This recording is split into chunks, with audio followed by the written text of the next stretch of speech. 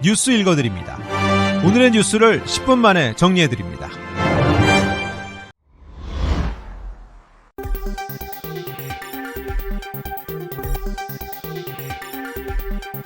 미국 내 서류 미비 한인들의 숫자가 최대 20만여 명인 것으로 추정됐습니다. 연방국토안보부 통계실 발간 자료에서 미국 내 불법 이민자의 출신국이 10위인 중국까지만 나와 있으며 한국은 10위 안에 들지 않았습니다. 이 자료에서 중국 출신 불법 이민자 추정치가 2022년 기준 21만 명인 것에 비춰보면 한국 출신 불법 이민자의 수는 21만 명보다는 적은 것으로 추정됐습니다. 뉴욕에 있는 비영리단체 이민연구센터는 2022년 기준 한국 출신 불법 이민자 수는 12만 9,758명으로 출신국별 순위로 13위 수준으로 나타났습니다. 도널드 트럼프 대통령 당선인은 주 프랑스 대사의 사돈을 지명한 지 하루 만에 아랍 중동 고문의 또 다른 사돈을 지명했습니다.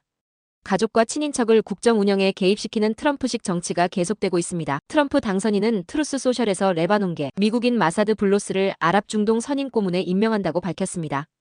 블로스는 트럼프의 둘째 딸 티파니의 시아버지입니다. 트럼프 당선인은 첫째 딸 이방카의 시아버지인 부동산 개발업자 찰스 쿠슈너를 주 프랑스 대사에 지명했다. CNN은 두 딸의 시아버지들을 중요한 두 직책에 발탁한 것은 트럼프가 두 번째 임기에도 신뢰할 수 있는 가족에게 기대는 전례를 이어갈 것임을 보여준다며 트럼프는 가족에게 정치적 역할을 맡기면서 이에 상충과 연고주의에 대한 의문을 낳았다고 전했습니다. 조 바이든 대통령이 불법 총기 소지 등으로 유죄 판결을 받은 차남 헌터 바이든을 전격 사면했습니다. 바이든 대통령은 아들에 대한 완전하고 무조건적인 사면에 서명한 뒤 한 아버지이자 대통령인 내가 왜 이런 결정을 내렸는지 미국인들이 이해해주기를 바란다고 밝혔습니다. 그동안 민주당은 도널드 트럼프 대통령 당선인이 사법 시스템을 자신을 위해 악용하려 한다고 비난해왔다. 하지만 정작 바이든 대통령이 퇴임을 한 달여 남은 시점에 아들을 사면하면서 파장이 커질 전망입니다. 그동안 바이든 대통령과 백악관은 헌터를 사면하거나 감형하지 않을 것이라고 공개적으로 밝혀왔습니다. AP통신은 트럼프의 첫 임기 이후 법치에 대한 존중을 회복하겠다고 약속했던 바이든이 약속을 어겼다고 비판했습니다. 다음 달 7일부터 10일까지 라스베이거스에서 열리는 세계 최대 정보기술 가전전시회인 CES에 1000개 이상의 중국 기업이 초청장을 받았지만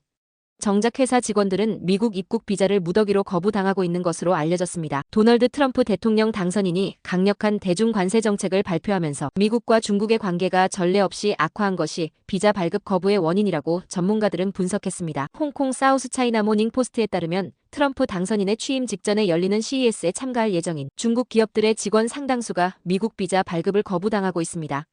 CES 참가 기업 4,000여 개 중 중국 기업이 30%를 차지하는 것으로 추정됐습니다. 치매 초기 증상이 나타나기 최대 20년 전 알츠하이머병 발병 가능성을 예측할 수 있는 방법이 제시됐습니다. 알츠하이머병은 치매의 가장 대표적인 유형으로 체내 특정 지방이 알츠하이머병 발병과 연관성을 보였다는 분석 결과입니다. 워싱턴 대학 연구팀은 알츠하이머병 환자에게서 나타나는 특징인 비정상적인 뇌 단백질과 체지방 사이의 연관성을 분석한 연구 결과를 발표했습니다.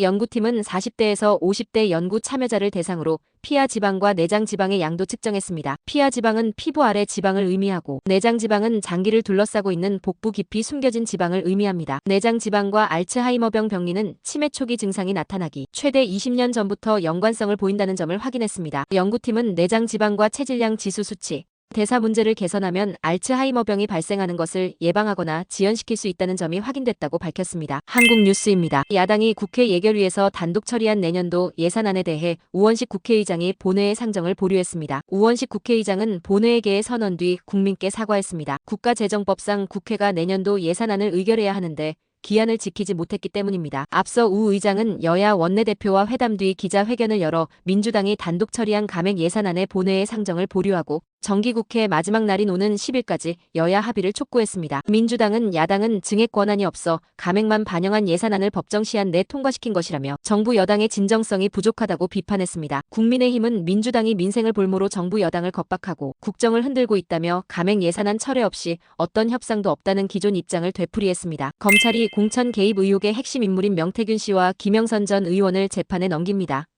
명태균 씨와 김영선 전 의원에게 제기된 의혹은 공천 개입과 여론조사 조작, 창원, 국가산업단지 부지 선정 개입 의혹과 가족이나 지인의 산단 인근 땅 매입 의혹 등입니다. 이 가운데 창원지검 수사팀은 구속영장에 포함됐던 정치자금법 위반 혐의를 적용해 두 사람을 기소할 예정으로 전해졌습니다. 검찰은 기소 이후에도 명 씨가 국민의힘, 지방선거 공천에 개입한 의혹을 포함해 제기된 의혹 전반에 대한 수사를 이어간다는 방침입니다. 끝으로 날씨입니다. 남부 캘리포니아 맑은 날씨 보이겠습니다. LA와 오렌지 카운티는 낮 최고 기온은 73도, 밤 최저 기온은 50도 예상됩니다. 벨리와 인랜드 엠파이어 지역 낮 최고 기온은 75도, 밤 최저 기온은 49도 전망됩니다. 해안가 지역은 낮 최고 기온 67도, 밤 최저 기온 51도 예상됩니다. 산간 지역 낮 최고 기온은 57도, 밤 최저 기온은 28도, 사막 지역은 낮 최고 기온은 68도, 밤 최저 기온은 34도 전망됩니다. 오늘의 뉴스 읽어드렸습니다.